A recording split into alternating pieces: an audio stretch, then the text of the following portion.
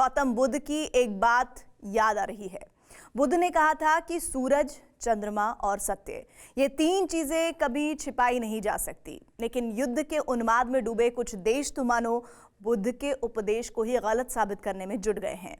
चंद्रमा का रहस्य सुलझाने के नाम पर क्या कोई बड़ा खेल चल रहा है?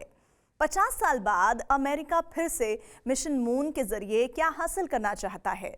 हजारों साल से पूरी दुनिया जिस चंद्रमा को देवता मान रही थी, वो असल में क्या है? धरती का उपग्रह, कुंडली का ग्रह, या फिर महाशक्तियों के बीच जंग का मैदान? जी ठीक सुना आपने, चंद्रमा जंग का नया मैदान भी हो सकता है।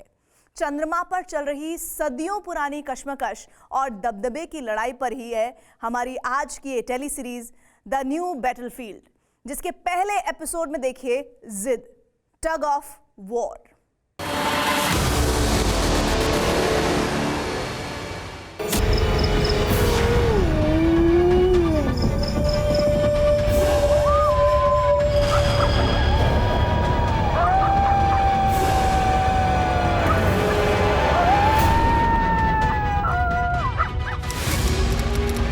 चार अक्टूबर 1957, बाइकोनूर कॉस्मोड्रोम, कजाकिस्तान।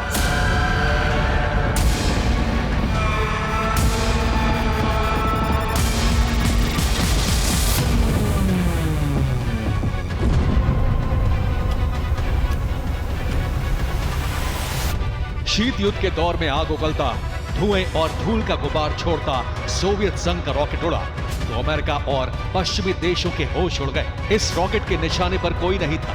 इसे सोवियत संघ ने दुनिया के पहले कृत्रिम उपग्रह यानी आर्टिफिशियल सैटेलाइट को लॉन्च करने के लिए दागा था, जिसका नाम था स्पुतनिक 1।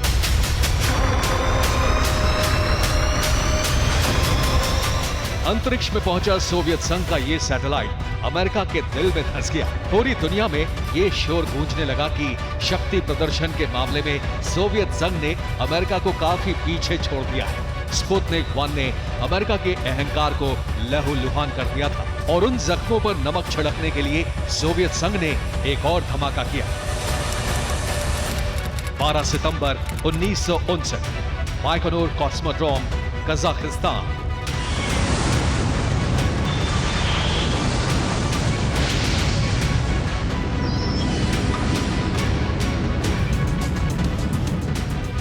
सोवियत संघ ने स्पुतनिक 1 वाली लॉन्च साइट से ही एक और रॉकेट दागा, जिसकी मंजिल थी चांद।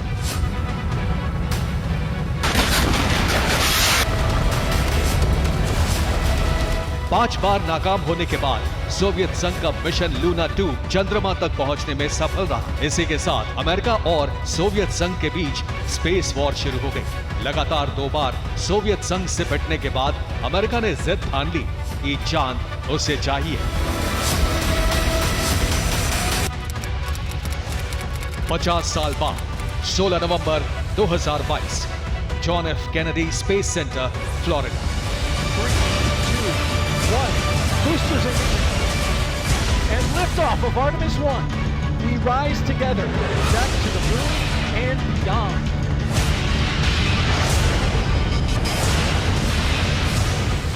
जॉन एफ कैनेडी ने चांद पर इंसान भेजने की जो जिद ठानी, वो धरती पर अमेरिका का भविष्य तय करने के लिए थी। वो जिद कैसे पूरी हुई, उसके लिए अमेरिका ने क्या कीमत चुकाई, ये आगे बताएंगे। उससे पहले बात अमेरिका के नए मून मिशन की, जिसने एक बार फिर इस सवाल को जिंदा कर दिया है कि चांद पर 50 साल बाद अंतरिक्ष यात्री भेजकर अमेरिका क्या हासिल करना चाहता है। क्या सोवियत संघ की तरह फिर कोई ऐसी ताकत है जो अमेरिका के भविष्य के लिए चुनौती बन चुका है? क्या अमेरिका का ये मून मिशन चीन के लिए कोई संदेश है? अमेरिका के इस मिशन को चीन के साथ उसके कोल्ड वॉर के तौर पर क्यों देखा जा रहा है? इसकी वजह समझने के लिए थोड़ा पीछे चलना होगा। नासा के आर्टेमिस मिशन की प्लानिंग साल 2012 में हुई थी। इस टाइमिंग से ही संदेह पैदा हुआ कि अमेरिका ने चांद पर दबदबे की नई जंग छेड़ दी, क्योंकि आर्टेमिस का जन्म एक ऐसी घटना के बाद हुआ जो अमेरिका के लिए सीधी चुनौती जैसे थी। 24 अक्टूबर 2007, शीचांग सैटेलाइट लॉन्च सेंटर, चीन। 里面时间动至时3度分2幺秒，8度6毫秒。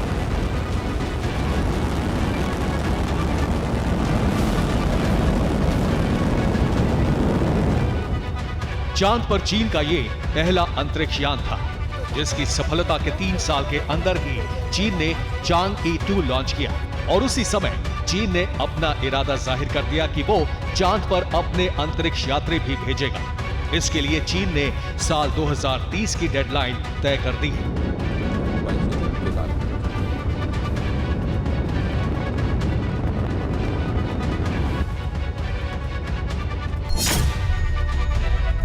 साल 2013, 2014, 2018 और 2020 में भी चीन ने चंद्रमा पर अपने अंतरिक्ष यान भेजे और चांद की सतह पर रोबोटिक लैंडर और रोवर भी उतारे।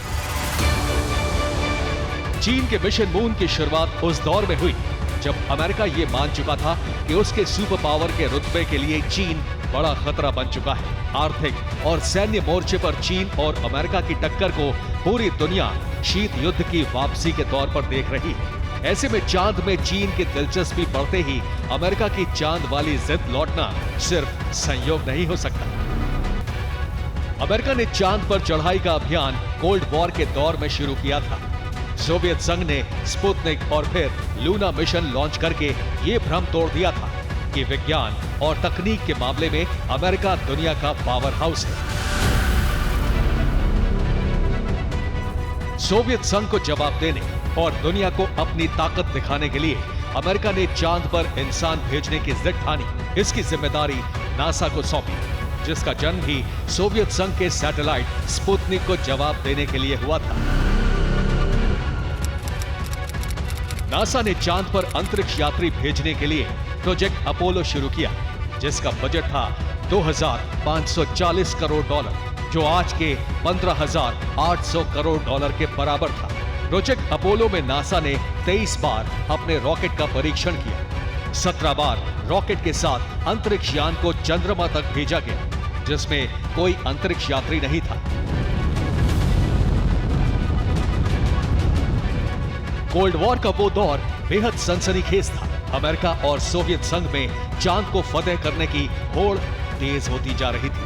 एक तरफ रूस का लूना मिशन चल रहा था, तो दूसरी ओर अमेरिका अपने प्रोजेक्ट अपोलो के तहत रॉकेट और अंतरिक्ष यान की ताकत आजमा रहा था।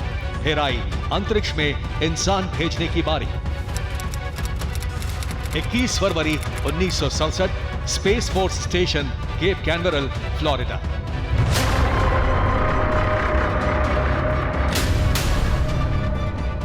अमेरिका के 3 अंतरिक्ष यात्री गुस ग्रिशम, एड व्हाइट और रोजर बी चाफी चांद पर जाने के लिए तैयार थे। उड़ान से पहले परीक्षण का अंतिम दौर शुरू ही हुआ था कि अंतरिक्ष यान अपोलो 1 में आग लग गई।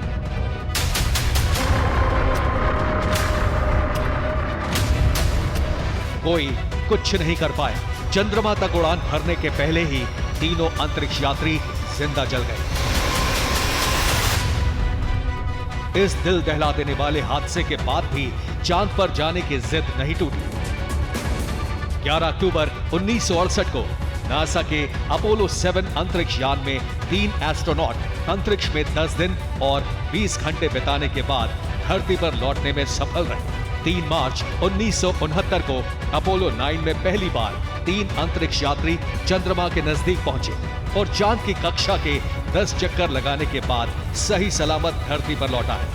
18 मई 1969 को नासा ने चांद पर इंसानों के कदम रखने की तैयारी चेक करने के लिए अपोलो 10 अंतरिक्ष यान भेजा, जिसमें 3 अंतरिक्ष यात्री वहां तक गए जहां से चांद की सतह लगभग 16 किलोमीटर ही दूर थी। और फिर वो दिन आया जब अमेरिका ने स्पेस वॉर जीतने की अपनी जिद पूरी की।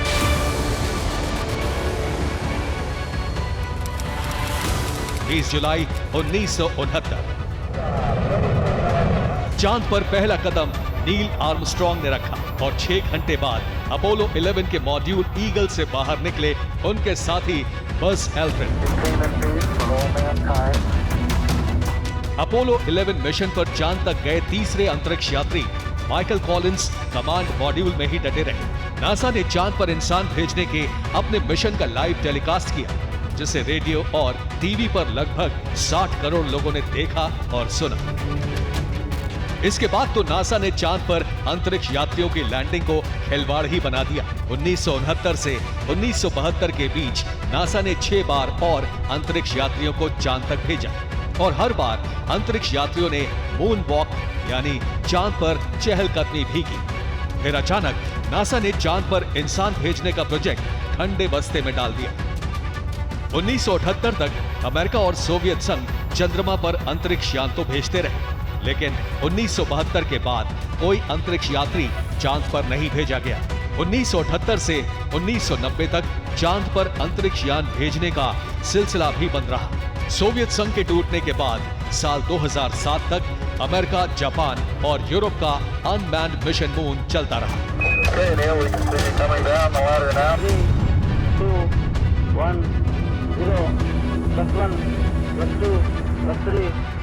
इसी के बाद चांद पर भारत का पहला मिशन चंद्रयान-1 भी अक्टूबर 2008 में लॉन्च हुआ। ये पहला मिशन था जिससे दुनिया को पता चला कि चांद पर पानी मौजूद है जो बर्फ की शक्ल में है। Next phase of braking operation, which is defined braking start. 22 जुलाई 2019 को चंद्रयान-2 से भेजे गए लैंडर विक्रम की लैंडिंग ठीक से नहीं हो पाई, लेकिन रोवर प्रज्ञान अपना काम सफलता से कर रहा है। Hitting the vertical descent operations. फिलहाल चीन के अलावा किसी भी देश ने चांद पर इंसान उतारने का ऐलान नहीं किया है। फिर अमेरिका को चांद पर जाने की इतनी बेकरारी क्यों है? क्या चांद पर बस्ती बसाने का कोई चांस है, या फिर चांद पर अमेरिका के अंतरिक्ष यात्रियों ने 50 साल पहले कुछ ऐसा ढूंढ लिया जिससे अमेरिका किसी और के हाथ नहीं लगने देना चाहता?